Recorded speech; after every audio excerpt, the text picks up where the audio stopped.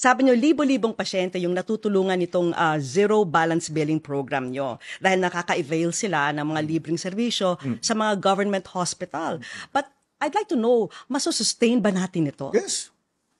I don't do anything that I cannot sustain. Alam mo, may isip akong negosyante. It has to be self-sustaining. Otherwise, it doesn't work. So kaya ng budget Ba't natin? mo pa gagawin? Kasi aasa ang tao, they'll come to depend on a service. And then after 5 years, 10 years, whatever, you'll take it away from them. Diba? What's the point of that?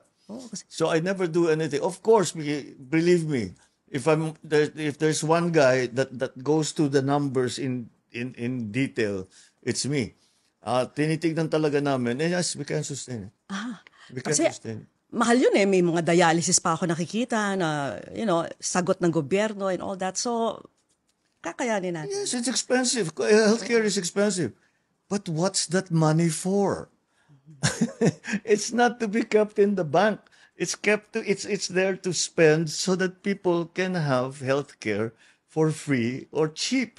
That's the whole point of PhilHealth. Lalo pa kung napupunta sa tama at hindi sa flood control Exactly. project. That's I was going to get to that. Alam mo, lahat itong aming ginagawa, the subsidy for the 20 pesos per kilo rice, the zero billing program, all of the programs that people have asked me, sustainable ba yan?